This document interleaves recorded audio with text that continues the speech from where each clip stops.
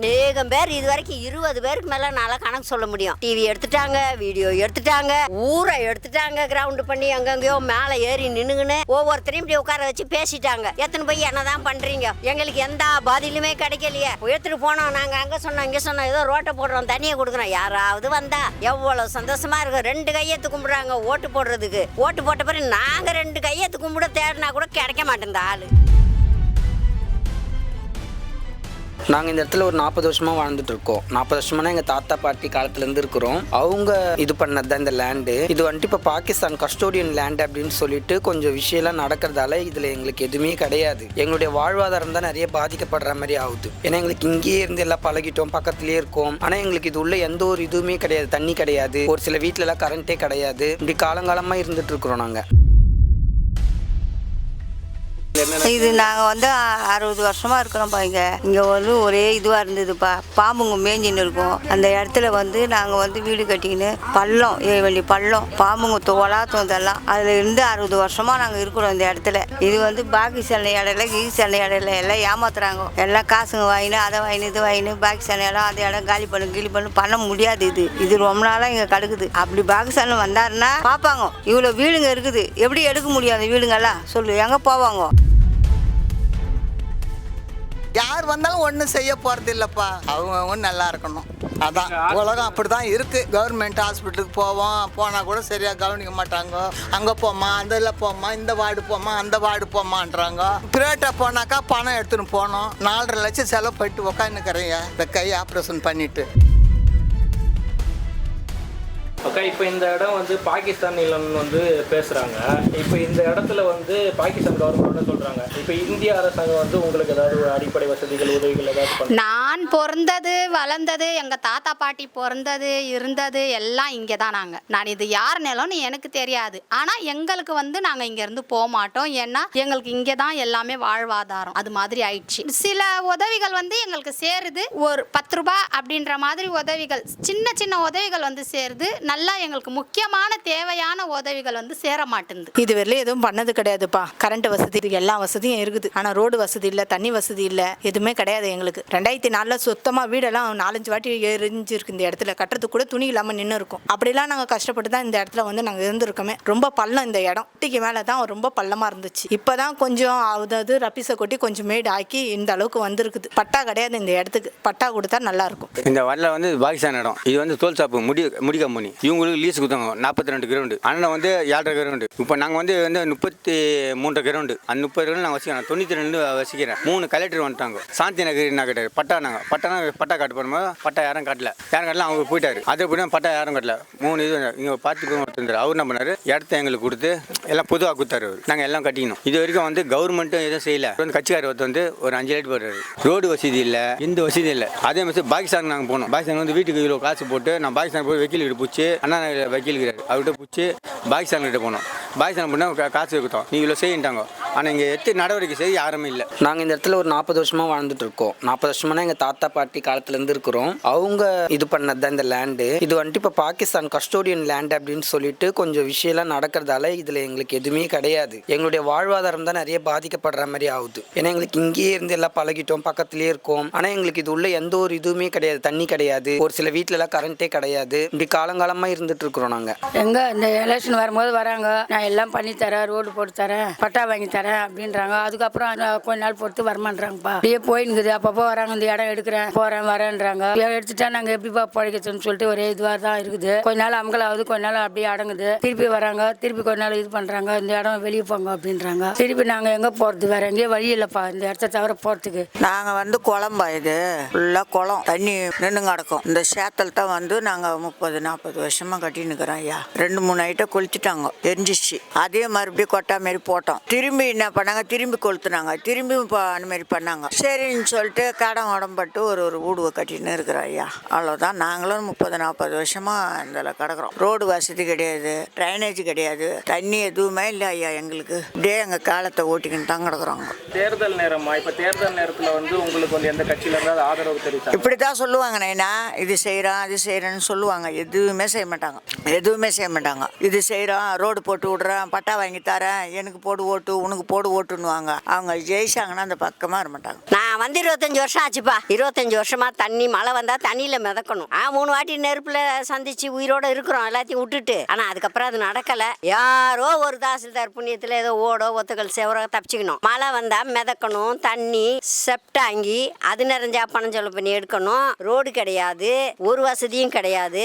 அதை நாங்களா செஞ்சா கஷ்டப்பட்டு அவன் செஞ்சான். அவ்வளோ தூரத்துல இருந்து சோறு கூட தின்னாம வேலை மேல இருந்து ஓடியாந்து கையெழுத்து வாங்க ஓடி கொண்டாந்து கொடுத்தேன். அப்படியெல்லாம் போட்டோம். மண்ணை போட்டு மூடிட்டாங்க, பண்ணி விட்டுட்டாங்க. இந்த இடத்துலதான் எதையுமே வாழ உடலை இது வரைக்கும். ஆனா அநேகம் பேர் இது வரைக்கும் 20 பேருக்கு மேல நல்லா கணக்கு சொல்ல முடியும். டிவி எடுத்துட்டாங்க, வீடியோ எடுத்துட்டாங்க, ஊரை எடுத்துட்டாங்க. கிரவுண்ட் பண்ணி அங்கங்கயோ மேல ஏறி நின்னுங்கன்னு ஒவ்வொருத்தரையும் இப்படி உட்கார வச்சு பேசிட்டாங்க. எத்தனை போய் என்னதான் பண்றீங்க, எங்களுக்கு எந்த பதிலுமே கிடைக்கலையே. எடுத்துட்டு போனோம், நாங்க அங்க சொன்னோம் இங்க சொன்னோம், ஏதோ ரோட்டை போடுறோம், தண்ணியை கொடுக்குறோம். யாராவது வந்தா எவ்வளவு சந்தோஷமா இருக்கும். 2 கையெத்து கும்பிடுறாங்க ஓட்டு போடுறதுக்கு. ஓட்டு போட்ட பிறகு நாங்க 2 கையெத்து கும்பிட தேடினா கூட கிடைக்க மாட்டேன் ஆளு. இதான் நடந்துட்டு இருக்கு.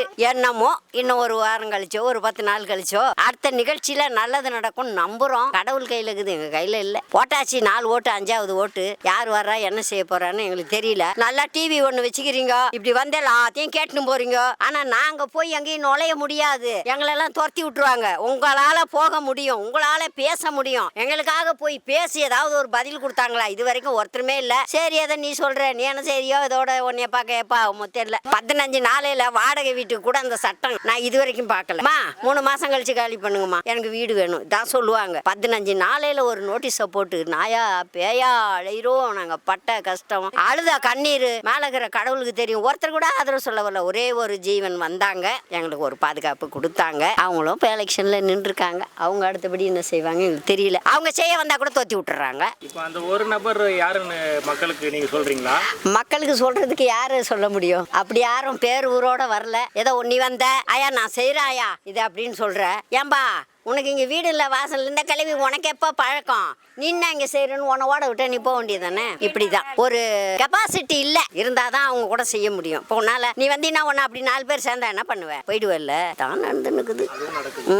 மேல இடத்துக்கு தெரிவிங்க. இப்படி எல்லாம் புலம்புறாங்களே, இதுக்கெல்லாம் செய்ய மாட்டீங்களா? சட்டம் நினைச்சா செய்யலாம் இல்ல அப்படின்னு இது வரைக்கும் எடுத்துட்டு போனவங்க கேட்டாங்களா? இந்த கேமரா எடுத்து வீட்டில் வச்சுக்கினாங்களா? எனக்கு அதுவும் தெரிய மாட்டேங்குது. அதனாலதான் யாருக்கு எதுவும் சொல்லவே பிடிக்க மாட்டேங்குது. எந்த ஆதரவும் யாரும் கொடுக்கலங்க. எலெக்ஷன் அப்போ வருவாங்க, ஓட்டு கேட்பாங்க, ஓட்டு வாங்கி போயிடுவாங்க. அதுக்கப்புறம் யாரும் இங்கே திரும்பி பார்க்க மாட்டாங்க. எந்த அடிப்படை வசதியும் கிடையாது. எங்களுக்கு உண்டானதை நாங்களே ரெடி பண்ணி வச்சுட்டு தான் இங்கே வாழ்ந்துட்டு இருக்கோம். 20-25 வருஷமா இருக்கிறோம். இங்கே வந்து எந்த ஒரு அடிப்படை வசதியே கிடையாது. டேனேஜ் கிடையாது, ரோடு கிடையாது, தண்ணி வசதி கிடையாது, பிள்ளைங்களுக்கு சேஃப்டியும் கிடையாது. இங்கே எதுவுமே ஆம்பளைங்க பிள்ளைங்களும் இருக்கட்டும், பொம்பளை பிள்ளைங்களும் இருக்கட்டும், சேஃப்டின்றது கிடையாது அவ்வளோவா. ஏன்னா வசதியே இல்லைன்னா இப்படி வெளிச்சம் இருந்தால் தானே இப்போ எல்லாத்துக்கும். வெளிச்சமே இல்லை, இருட்டில் இருந்தோம்னா அவங்க வீட்டு விலைக்கு வாசல் வச்சு தான் இது பண்ணுறது. சொல்லி தான் இதுவே இப்போ தான் போட்டாங்களே. கொஞ்ச நாள் ஆயிடுச்சு, அது 1 வருஷம் 1.5 வருஷம் ஆயிடுச்சு. அதுதான் வேற பட்டா கிடையாது இந்த இடத்துக்கு. எனிமே லேண்டு தான். ஆனால் இத்தனை வருஷம் இருக்கும். எல்லாம் இங்கே ஃபேக்ட்ரியில் வேலை பார்த்தவங்க தான், வேற யாரும் கிடையாது, வெளியாள் கிடையாது. சரிங்களா? இங்கே ஃபேக்ட்ரி இருந்தது இல்லையா, எனிமி ஃபேக்ட்ரி. அப்போலேருந்து வேலை பார்த்தவங்க தான். அது அவங்க நம்ம அம்மா அப்பாவோட அப்பா அப்படி இருந்தவங்க தான். எல்லாம் சார்போட நான் கேட்டுக்கிறேன், இந்த இடத்துக்கு பட்டா கொடுத்தா நல்லா இருக்கும்ன்றதான். பட்டா வந்தால் ரோடு டேனேஜ் எல்லாமே வந்துடும். எல்லாமே வந்துடும். வரி கட்டுறதுக்கு நாங்கள் ரெடியாக இருக்கோம்ப்பா. அது வசதி இப்போ செஞ்சு கொடுத்தா கவர்மெண்ட் நல்லா இருக்கும். ஏழைங்க தான்ப்பா இங்கே இருக்குது. முக்கால்வாசி ஏழைங்க தான்ப்பா, யாரும் இருக்கப்பட்டவங்க கிடையாது இங்கே. வசதி அதான் டெய்லி கூலி வேலை பார்த்தா தான் அவங்களுக்கு. இல்லை போனால் தான் வேலைக்கு, இல்லைன்னா இல்லை வீட்டில் தான் எடுக்கணும். அந்த மாதிரி ஆம்பளைங்க சரியாக இருப்பாங்க, சரியாக இருக்க மாட்டாங்க. பொம்பளைங்க எப்படி இருப்பாங்க தெரியும்ல, அந்த வீட்டு வாழ்க்கை எப்படி இருக்கும் தெரியும் இல்லையா? அந்த மாதிரி குடிக்கே போயிடுச்சுன்னா அப்புறம் வயிற்றுக்கு என்ன போவோம். அந்த மாதிரியும் இருக்குது. நிறைய பேர் இருக்காங்க அந்த மாதிரி. அல்லாவோட புண்ணியத்தில் இருந்தாங்க. எல்லாம் யார் இருந்தாலும் சரி, யார் ஜெயிச்சாலும் சரி, நல்லபடியாக இதுக்கு பட்டா வாங்கி கொடுத்தா நல்லா இருக்கும். இது நாங்கள் வந்து 60 வருஷமாக இருக்கிறோம்ப்பா. இங்கே வந்து ஒரே இதுவாக இருந்ததுப்பா. பாம்புங்க மேஞ்சின்னு இருக்கும். அந்த இடத்துல வந்து நாங்கள் வந்து வீடு கட்டிக்கின்னு பள்ளம், ஏவண்டி பள்ளம், பாம்புங்க தோலாத்தம் இதெல்லாம். அதில் இருந்து 60 வருஷமாக நாங்கள் இருக்கிறோம் இந்த இடத்துல. இது வந்து பாக்கி சென்னை இடையில சென்னை இடையில எல்லாம் ஏமாத்துறாங்க. எல்லாம் காசுங்க வாங்கினு அதை வாங்கினு இது வாங்கினு பாக்கி சென்னை இடம் அந்த இடம் காலி பண்ண முடியாது.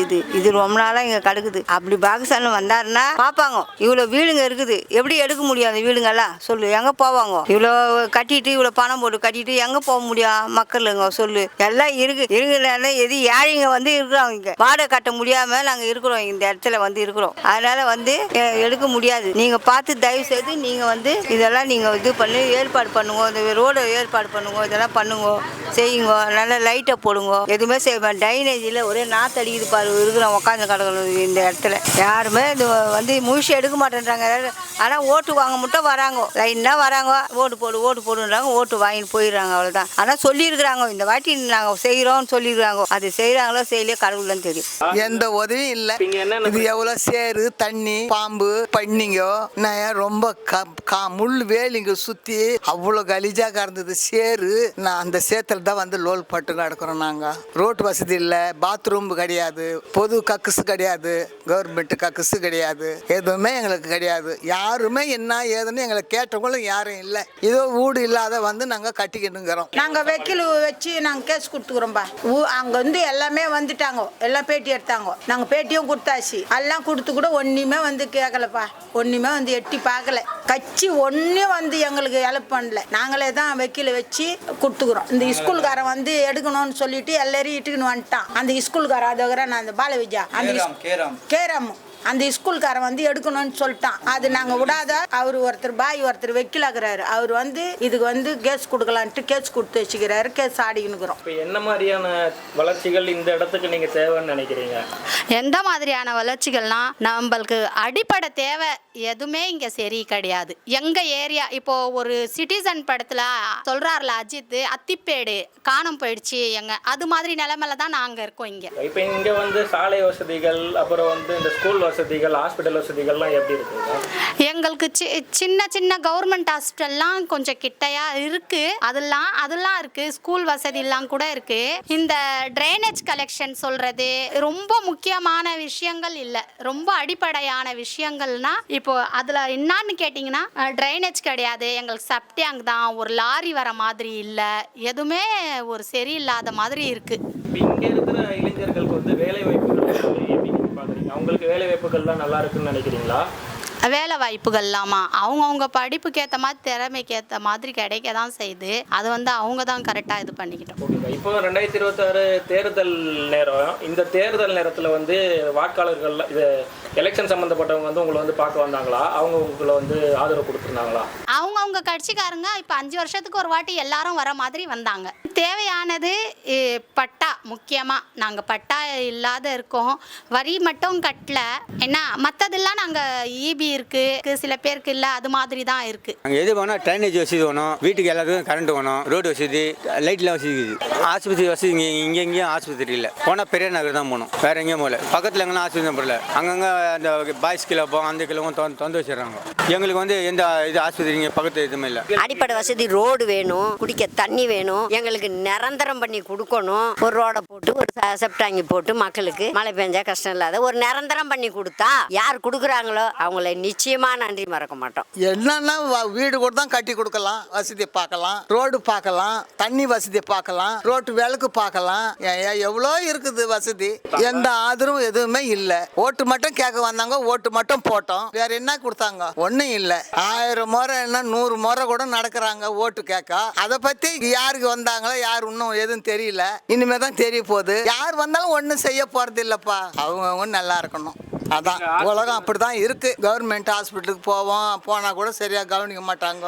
அங்கே போமா, அதில் போமா, இந்த வார்டு போமா, அந்த வார்டு போமான்றாங்க. பிரைவேட்டாக போனாக்கா பணம் எடுத்துன்னு போனோம், 4.5 லட்சம் செலவு பண்ணிட்டு உட்காந்துக்கிறேன் இந்த கை ஆப்ரேஷன் பண்ணிட்டு. அந்த மாதிரியா போன வருஷமெல்லாம் செத்து போயிட்டு இருப்பேன் நான். கடவுள் என்ன ஏசப்பா என்ன காப்பாற்றி உட்கார வச்சுக்கிறார்.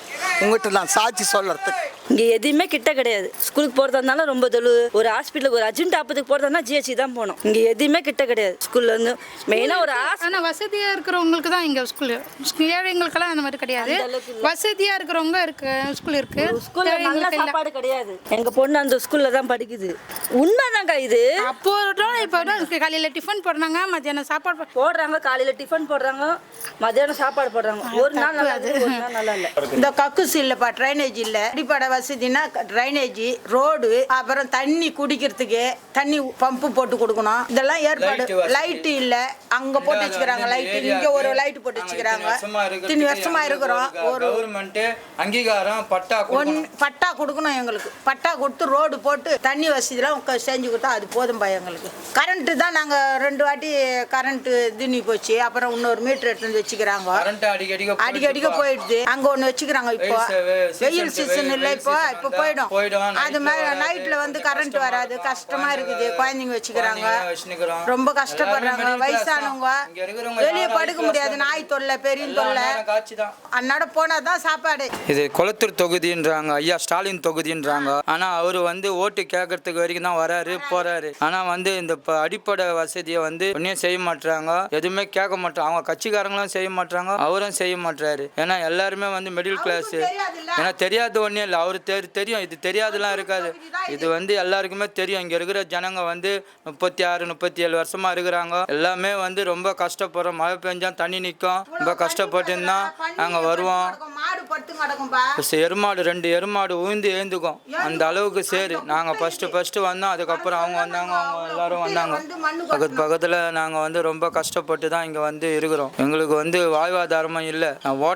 ஓட்டுறது ஆட்டோ ஓட்டுறது, அதுவும் ஓலா ஊபர்னு வந்து எல்லாத்தையும் இப்போ எல்லாமே கெடுத்துட்டானுங்க. இன்னைக்கு வந்து அடிப்படை வசதி கூட இல்லாத அளவுக்கு ரொம்ப கஷ்டமான நிலைமையில இருக்கிறோம் நாங்கள்.